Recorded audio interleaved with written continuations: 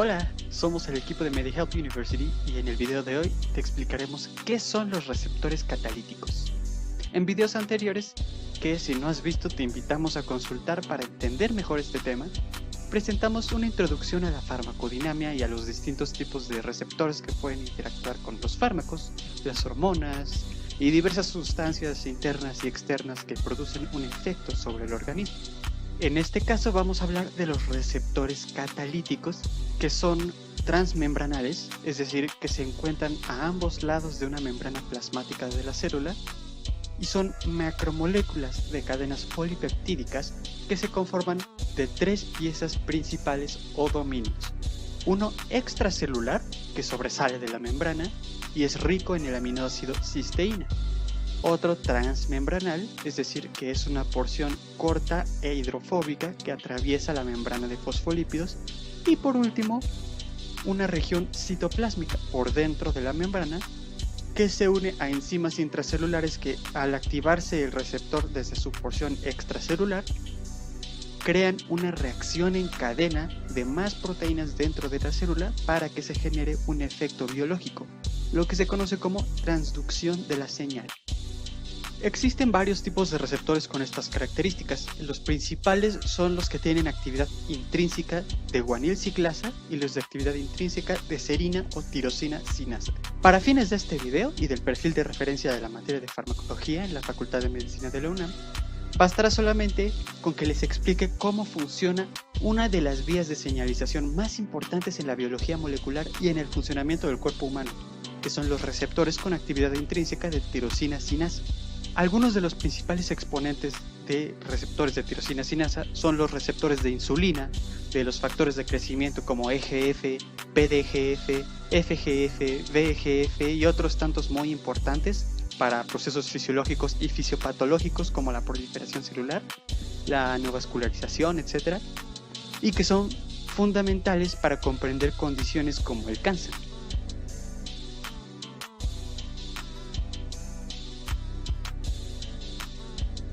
Cuando estos receptores están inactivos, se encuentran en un estado monomérico, es decir, que se trata de cadenas separadas, pero ya cuando se une un ligando, que es casi siempre una hormona polipeptídica o algún factor de crecimiento, se dimerizan, es decir, que se unen en parejas, y esto provoca que se unan a estas cadenas los dominios de tirosina sinasa, fosforilándose entre ellos, o sea, añadiéndose entre ellos un grupo fosfato en sus residuos de aminoácido tirosina, por lo que se le conoce como el proceso de fosforilación cruzada. Una vez que están fosforilados, se convierten en sitios de acoplamiento, o sea, lugares adecuados para la unión de una gran variedad de proteínas de señalización que contienen dominios llamados SH2. Y al unirse estas proteínas, podríamos decir que se produce un efecto dominó, en el que se inducen cambios en la conformación de otras proteínas que siguen en la denominada cascada de señalización, hasta que finalmente las proteínas que se van a alterar son factores de transcripción, que son proteínas que se unen a secuencias cortas del ADN para inducir o inhibir la actividad de la enzima ARN polimerasa, y con esto estimular o impedir que se transcriban genes en específico, de manera que, en resumen, gracias a que se unió un ligando en el receptor de tirosina sinasa, la porción interna del receptor provoca una reacción en cadena de proteínas intracelulares que culminan con la instrucción para que la célula realice alguna acción en particular, por ejemplo, multiplicarse.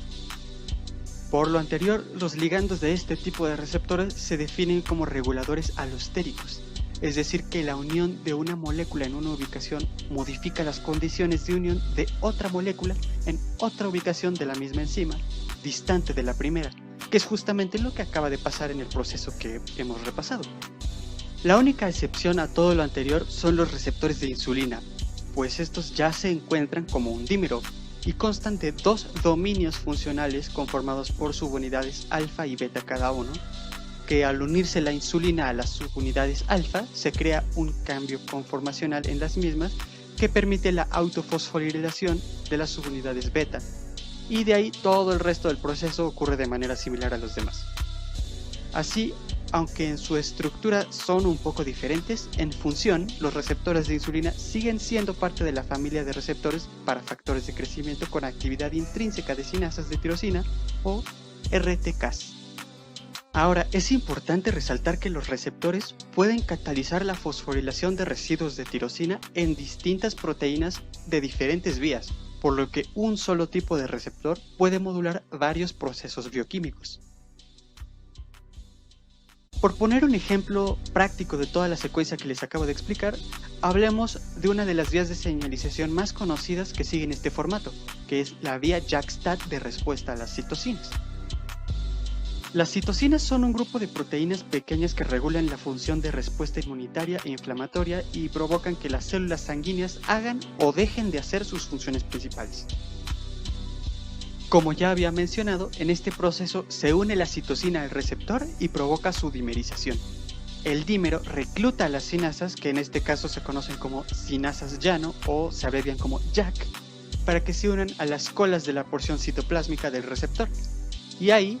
JAK pasa por una fosforilación cruzada, y esto permite la unión de otras proteínas llamadas STAT, que se fosforilan ahí mismo. Y una vez fosforilados los STAT, se translocan al núcleo y regulan la transcripción de genes, de manera que se produce el efecto biológico indicado por la citosina que se unió. Existen formas para regular la actividad de estos ligandos, sobre todo los factores de crecimiento como EGF y PDGF, que su presencia no debe de provocar un crecimiento desmedido o proliferación celular para que no se genere una neoplasia o cáncer. Una manera muy efectiva es la regulación descendente, en la cual la unión de los ligandos promueve la endocitosis o internalización y la degradación de los receptores, lo cual normalmente ocurre a una velocidad mayor que la síntesis de nuevos receptores, por lo que se reduce el número total de estos en la superficie celular y la capacidad de respuesta de la célula ante el ligando.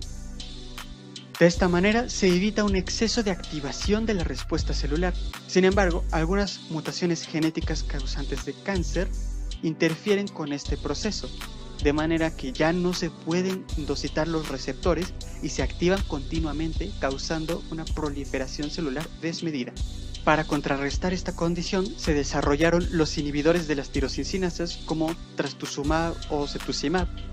que se unen al dominio extracelular de un receptor e interfieren con la unión del factor de crecimiento. O también hay moléculas pequeñas como erlotinib, que pueden traspasar la membrana e inhibir la actividad de sinasa del receptor en el citoplasma. A grandes rasgos, así es como funcionan los receptores de tirosina sinasa, creando complejas redes de reacciones entre enzimas intracelulares con el fin de modificar la transcripción genética y la producción de proteínas. Espero que este video les haya servido para entender mejor el tema y les invito a revisar los demás videos de este canal para comprender mejor sobre procesos de farmacodinamia o revisar nuestras listas de medicamentos en específico para ver aplicaciones prácticas de todo lo que acabamos de ver. No olviden seguirnos en Instagram como @MediHealthUniversity y darle like a este video y suscribirse a nuestro canal. ¡Hasta la próxima!